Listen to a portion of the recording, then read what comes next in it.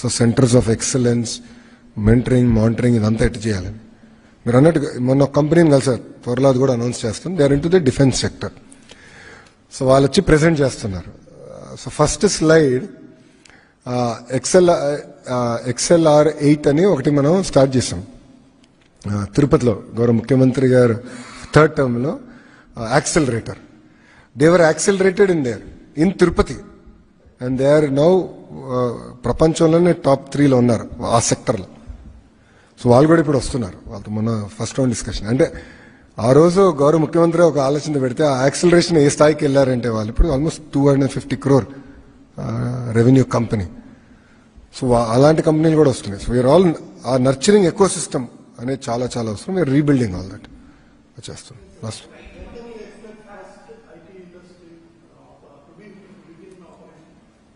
November TCS November TCS will start their first office and we lay foundation for their larger campus. In November we are laying, I'm talking to Cognizant also, their CEO is coming.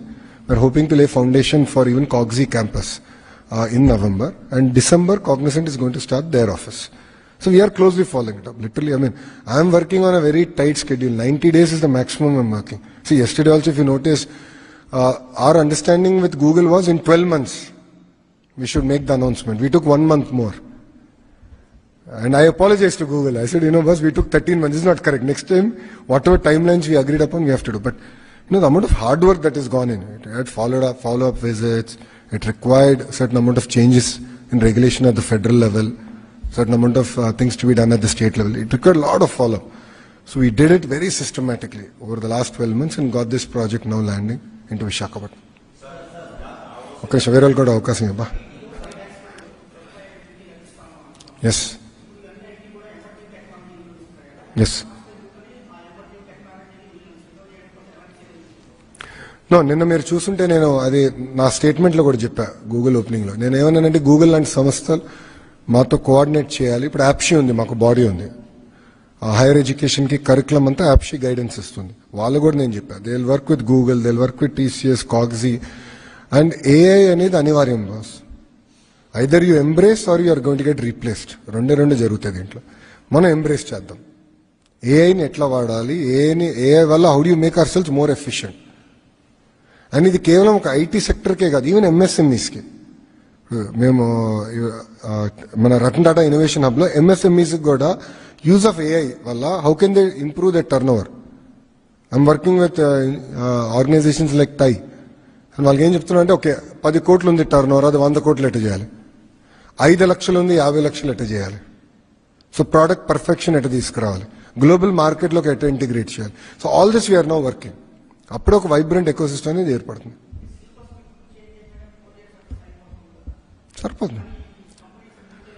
Skill development ప్యారల్గా skill development కూడా జరుగుతుంది కదా. So education, higher education, so bachelors, PG, skill development all go in parallel. అంతేగాని సీక్వెన్స్లో వెళ్ళదు. So ఇదైన తర్వాత అది, అదైన తర్వాత అది. They can work in parallel. So want to work in parallel and get it.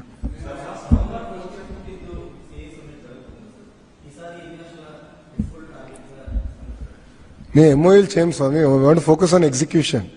కొన్ని అనౌన్స్మెంట్స్ వస్తాయి, but our focus is purely on execution. So execution చేయాలి రేజర్ షార్ప్గా. ఇప్పుడు ఎందుకంటే సుమారుగా $120 billion కమిట్మెంట్ ఆల్రెడీ వచ్చింది. అది యాక్చువల్లీ ఇప్పుడు పెరుగుతుంది, ఎందుకంటే $5 billion వచ్చింది, 125 అవుతుంది అది. సో $125 billion ఇప్పుడు కమిట్మెంట్ ఆంధ్ర రాష్ట్రానికి వచ్చింది. $125 billion ఇప్పుడు ముందర గ్రౌండ్ చేయాలి, ప్యారల్గా కొత్త కూడా అట్రాక్ట్ చేయాలి. So our focus is on grounding, not on announcements alone. ఇప్పుడు కొన్ని రాష్ట్రాల్లో, పక్క రాష్ట్రాల్లో నేను మనతో పోటీపడి అనౌన్స్మెంట్ చేశారు ఒక కంపెనీది. ఈరోజు పొద్దున ఆ కంపెనీ డినై చేసింది. మీరు చూసారు లేదా? మేము ఎక్కడా చెప్పలేదు, కర్టసీగా కలిసాము. సో నేను అనౌన్స్మెంట్స్కి తొందరపడట్లా. After firm commitment, after firm grounding, then will move forward.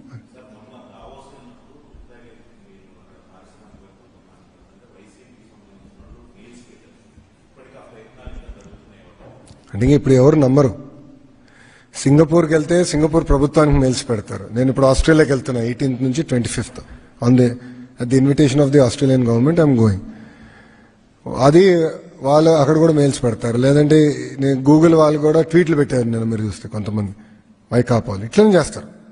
ఏంటంటే వాళ్ళకి వేరే పని ఏమి ఉండదు, పెట్టుబడులు రాకుండా చేస్తారు. అందుకనే కదా ప్రిజనరీకి విజనరీకి చాలా తేడా ఉంటుంది స్వామి. అది ప్రజలు కూడా గమనించారు కనుకనే 94% సీట్లలో మమ్మల్ని గెలిపించారు, ఆశీర్వదించారు. చాలా కష్టపడాలి, ఒళ్ళేరు పెట్టుకుని కష్టపడాలి, ఏ హామీలు ఇచ్చామో నిలబెట్టుకోవాలి, ఎకానమీని రివైవ్ చేయాలి, అన్ని రంగాల్లో ఆంధ్రప్రదేశ్ని నంబర్ 1 చేయాలి. ఎవరైతే ప్రశ్నలు అడగలేదు,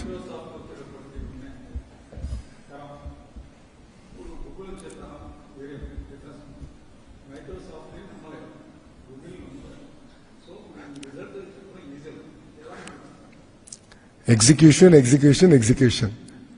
ఇప్పుడు ఏంటంటే మీరు అన్నట్టు గతంలో కొన్ని ఆరోపణలు చేశారు. కంప్యూటర్ ముందర ఎక్కువ కూర్చుంటే రేడియేషన్ వచ్చి చనిపోతారు, అందుకే సెక్రటరియట్లో కంప్యూటర్లు ఉండకూడదని చెప్పారు. ఒకసారి మీరు మీ సీనియర్స్ని అడగండి, చెప్తారు. 90s not 80s, it is in 90s. Chandrababu Naidu గారు ముఖ్యమంత్రి అయినప్పుడు చెప్పిన స్టేట్మెంట్స్ చెప్తున్నా. ఆ కంప్యూటర్ అన్నం పెడుతుందా?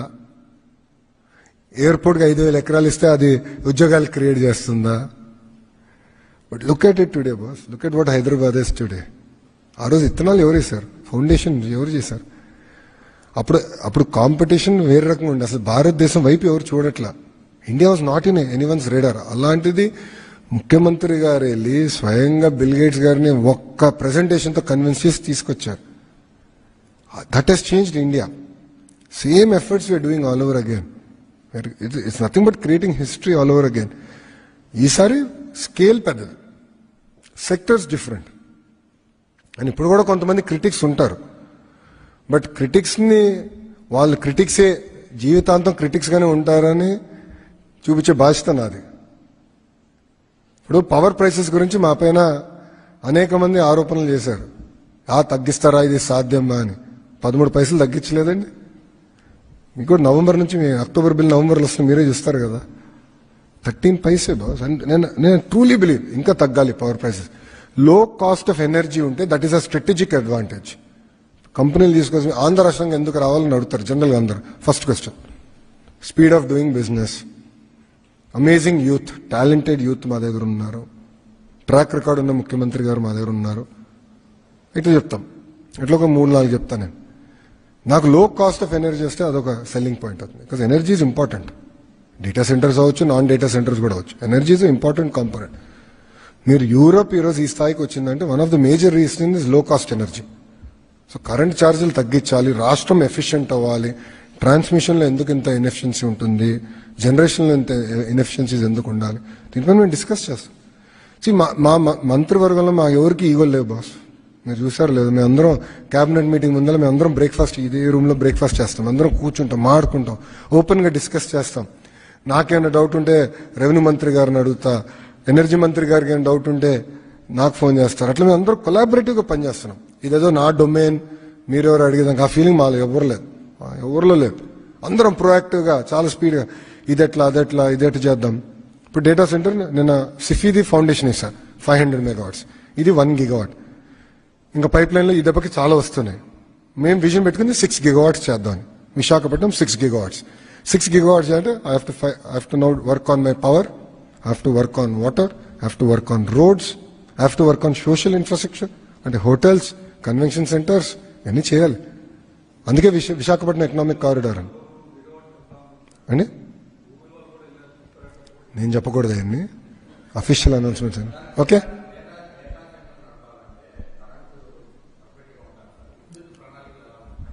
మీరు ముందు చూస్తారు కదా. 2014లో రెన్యూబుల్ ఎనర్జీకి పునాది వేశారు చంద్రబాబు నాయుడు గారు.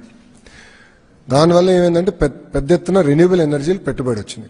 కేవలం ఒక సోలార్ విండ్ కాకుండా పంప్ స్టోరేజ్ పిఎస్పి ప్రాజెక్ట్స్ కూడా పెద్ద ఎత్తున పెట్టుబడులు వచ్చినాయి.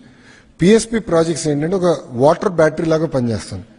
అంటే డేలో ఆ నీళ్ళంతా తక్కువ ధరకి పైకి తోడేసి రాత్రి మన హైడ్రో ద్వారా నైట్ టైం పవర్ జనరేషన్ అనేది చేయొచ్చు. ఇప్పుడు ఏంటంటే విద్యుత్ సంస్కరణ వల్ల day time power prices crash అయిపోయినాయి. ₹1.75 పర్ యూనిట్ పడిపోయింది. కానీ night time power anywhere between 10 to 18 rupees per unit పెరిగింది. అంటే ఈక్విలిబ్రియం లేకుండా. సో ఈ పిఎస్పి లాంటి ప్రాజెక్ట్స్ వస్తే బ్యాలెన్స్ అవుతుంది. గత ప్రభుత్వం విశాఖపట్నంలో ఉన్న థర్మల్ ప్రాజెక్ట్ని ఆల్మోస్ట్ చంపేశారు. 1000 మెగావాట్ థర్మల్ ప్రాజెక్ట్ ని చంపేసి 18 రూపాయలు పర్ యూనిట్ కమర్షియల్ గా పవర్ కొన్నారు. ఎందుకు? వీళ్ళకి డబ్బులు వస్తాయి. 18 రూపీస్ పర్ యూనిట్ పెట్టుకున్నారు బాస్. ఇది మన దగ్గర ఉన్న 1000 మెగావాట్ల థర్మల్ ప్రాజెక్ట్ ని 10%కే 90% బ్యాక్ డౌన్ చేశారు. అంటే 10% కెపాసిటీకి నడిపించి they bought power at 18 rupees to even 20, 22, 23. మన ప్రజాప్రభుత్వం వచ్చిన తర్వాత మన ఎసెట్స్ మొత్తం 100% కెపాసిటీకి వెళ్ళాలని చెప్పాం. చేసి ఎక్స్చేంజ్ లో ఒకటి కూడా 10% కొంటున్నాం మ్యాక్స్. గతంలో 100 యూనిట్లు కొంటే ఇప్పుడు ఓన్లీ 10 యూనిట్స్. అది కూడా ప్రైస్ ముందలే చూసి ఫార్వర్డ్ లింకేజ్ చేసుకుని చేస్తున్నాం. ఇంకోటి ఎట్లా చేస్తున్నాం అంటే వెరీ ఇంట్రెస్టింగ్. ఇప్పుడు థర్మల్ ఉంది. డేలో నేనే చెప్పాను సోలార్ ప్రైసెస్ బాగా పడిపోతున్నాయని.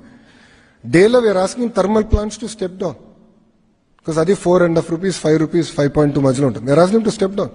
We are buying this at 1 rupee 75 paise. And night లో వీళ్ళు 100% వెళ్ళిపోయింది. నైట్ లో సోలార్ రాదు కనుక ఇట్లా చాలా ఇన్నోవేటివ్ చేస్తున్నాం. ఇది నేను గొట్టిపాటి రవి గారు ఓపెన్ గా మాట్లాడుకుంటున్నాం. మాకేం ఆయనకి లేదు, నాకు లేదు ఫీలింగ్. అరే రాష్ట్రానికి పనికొచ్చి ఏ ఐడియా ఉన్నా చాలా రవి చేద్దాం కలిసి అని. అట్ట